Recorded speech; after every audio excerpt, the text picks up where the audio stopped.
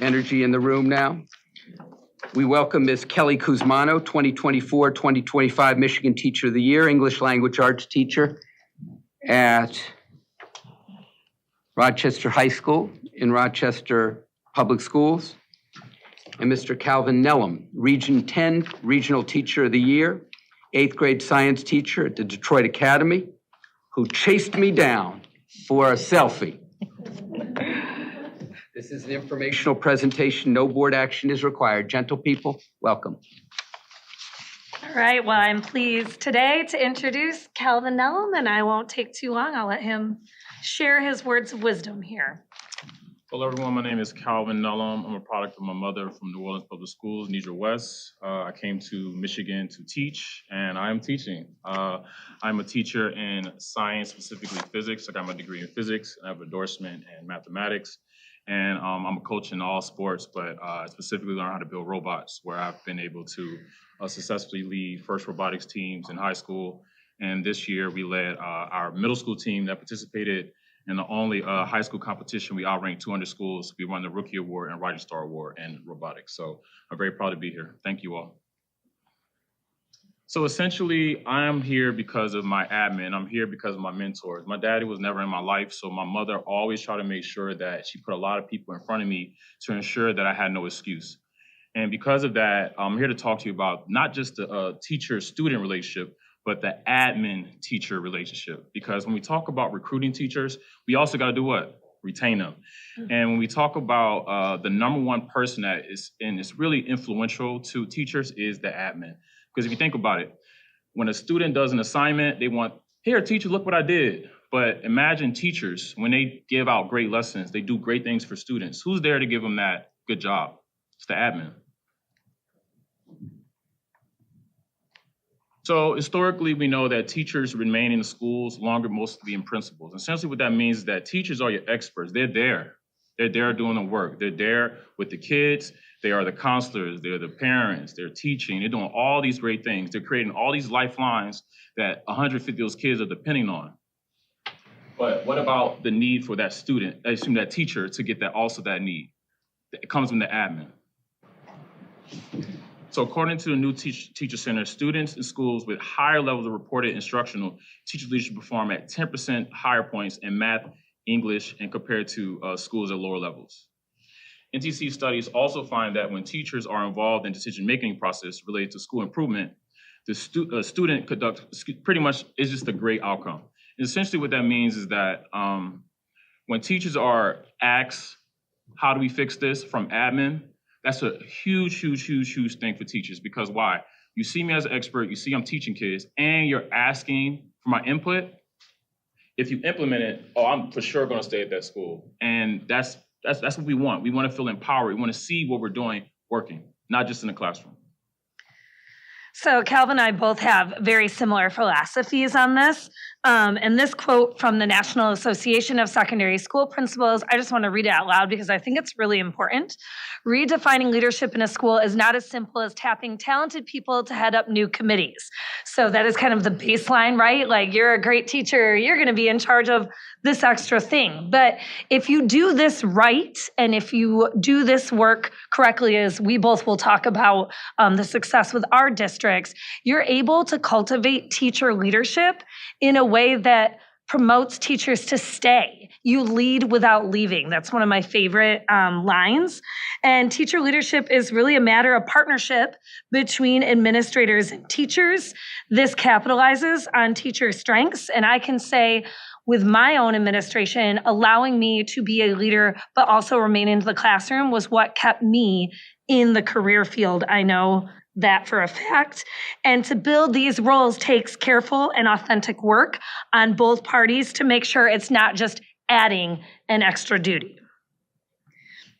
So now we're going to transition into what makes that teacher leadership dynamic positive.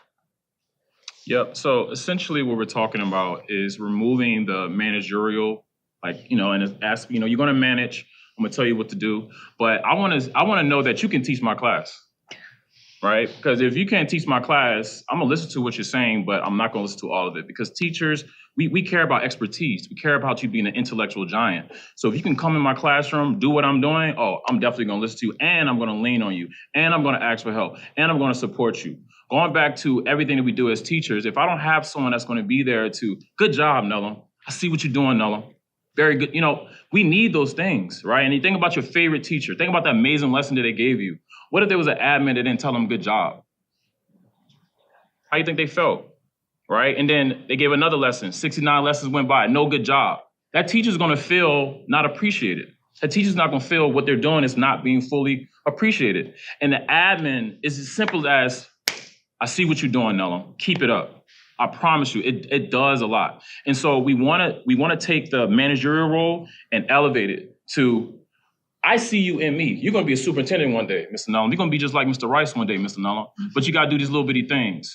That empowers teachers, right? Because we can't empower students if we're not empowering teachers.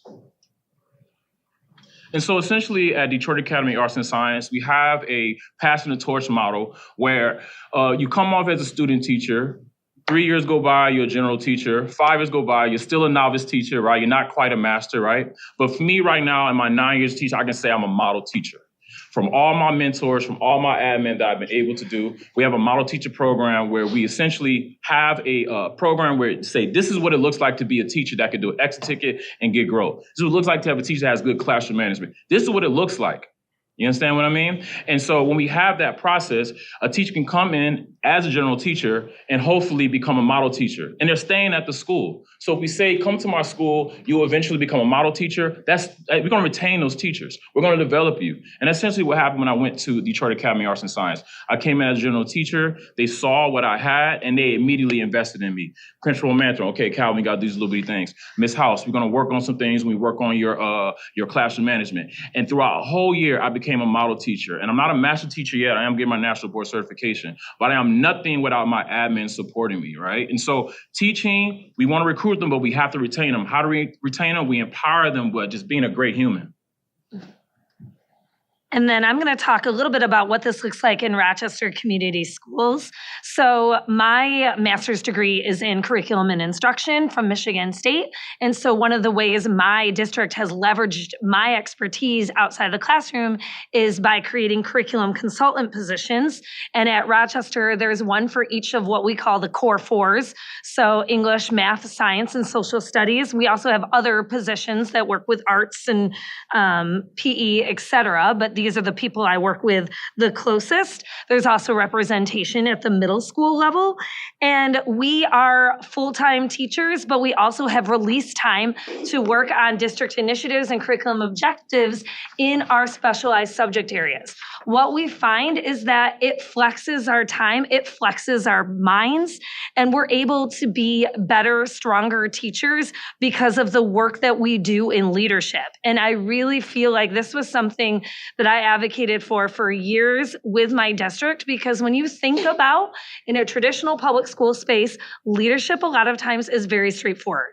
You're a teacher. If you want to be a leader, you have to step out of the classroom and you become an assistant principal, which don't get me started on what that position looks like and what, they do, shout out, but assistant principal, and then you become principal and then you move on. Why does it have to be like that? It really is kind of just a historical part, and both of us come from districts that flex that, and it should be championed and celebrated that there's not just one path to education leadership, and it certainly isn't just you get out of the classroom and go to be an assistant principal to leverage that leadership. So that was kind of both of our perspectives.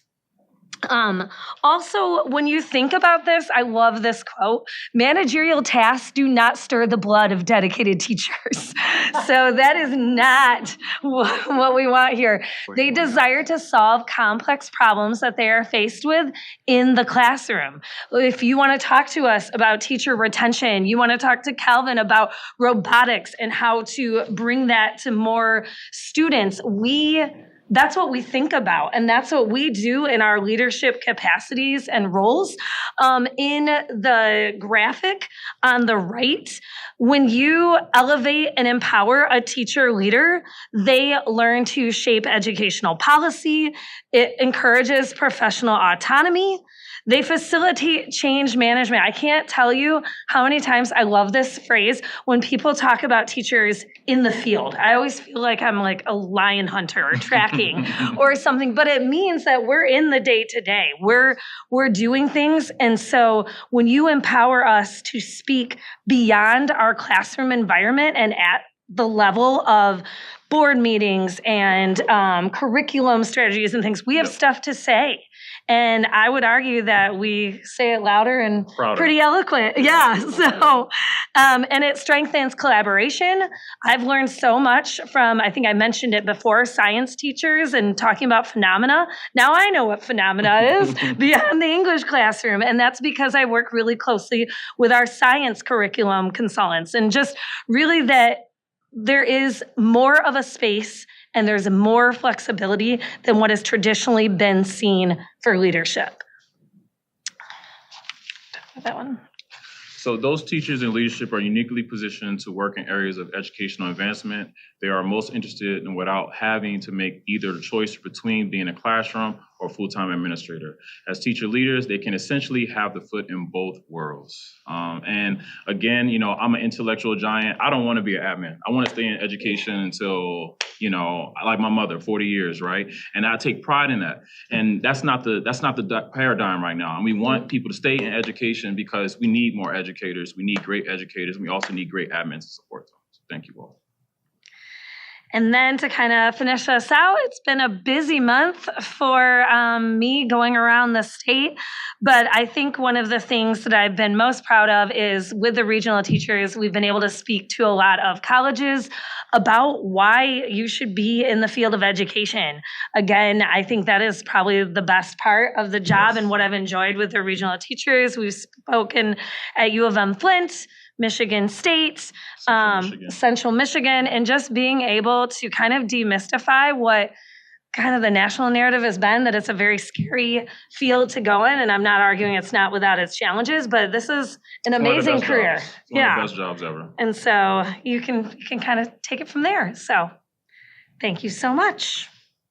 Thank you, Teachers of the Year. We appreciate you. We appreciate intellectual giants. But intellectual giants should aspire higher than the superintendency. Amen.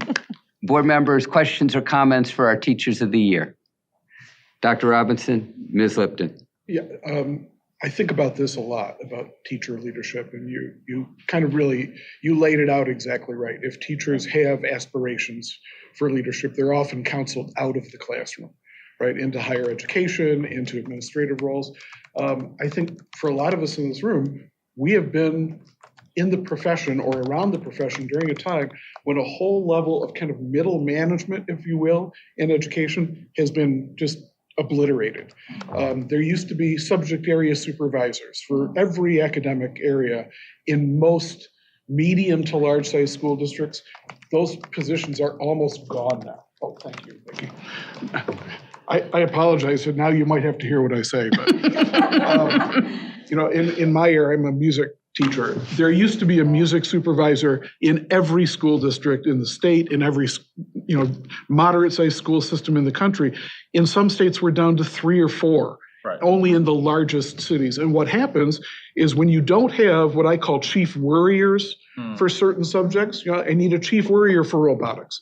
Now I have a robotics program because you care, because you're the worrier. When I make it the supervisor of robotics, music, fine arts, and lunch services, now I don't have anybody that's really caring about that. So I think you're exactly right that we need to find ways for people to stay in the classroom, but have a role in leadership in the district. And it can't be an add-on to what you're already doing, because that's what we're also good at asking teachers to do. Would you take on another duty? When I started teaching, I wanted to have a jazz band. they never had a jazz band. You can do the jazz band Wednesday nights out of your own pocket. Right. And if it's really successful, maybe we'll pay you a couple $100 a year.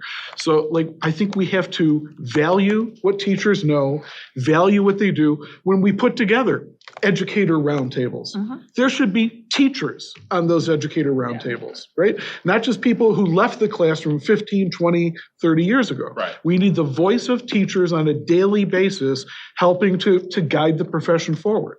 So everything you said here is just right down the middle. We should be doing more of it. And I hope that people that are helping run school districts are listening to what you're saying and finding ways to empower the teachers in their districts. So thank you both for what you're doing. Thank you. Thank you, Dr. Robinson. Ms. Lipton? Yes, thank you. I enjoy and learn from all of the presentations, but the Teacher of the Year and the Art Toy presentations are by far the ones that are most valuable to me. Someone that thinks about education, but really wants to hear from the lived experiences of those that are actually in the profession. So thank you, both of you, for bringing this really, really important issue to the table. We do spend a lot of time and people are always talking about fixing education, but without being overly simplistic, it's really quite logical when you think about it. And you really brought that, empower people to practice the profession that they went to school and they take pride in. One thing that I would like to uplift is paying them appropriately. Yeah.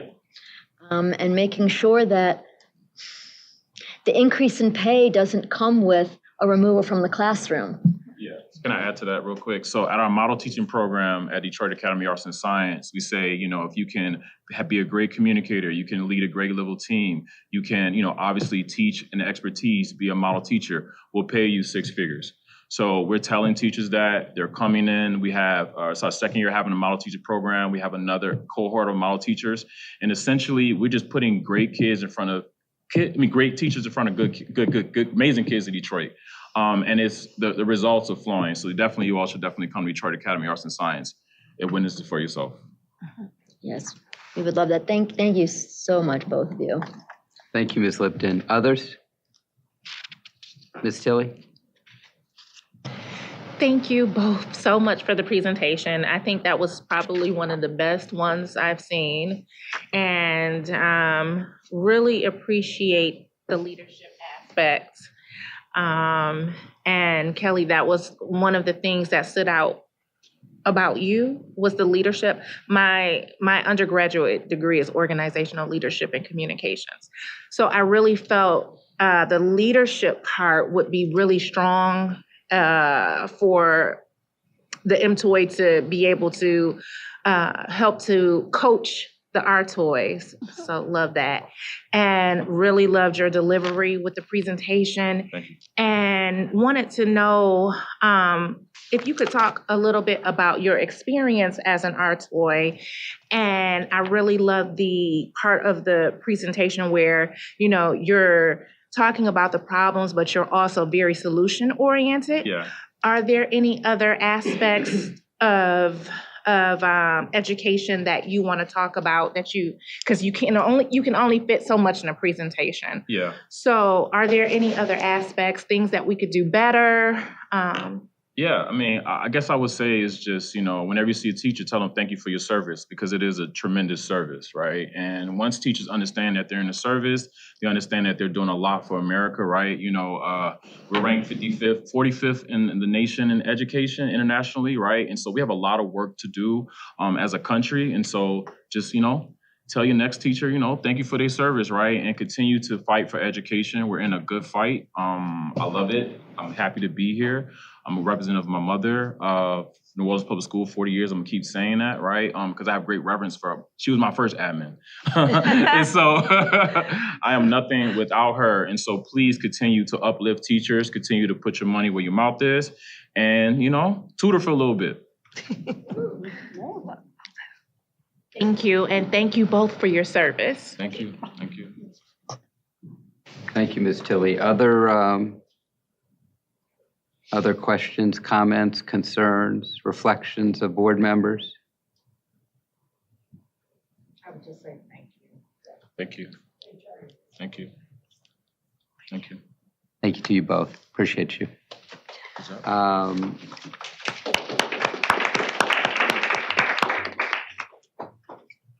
Dr. Pugh, to you on the search for the next state superintendent of public instruction.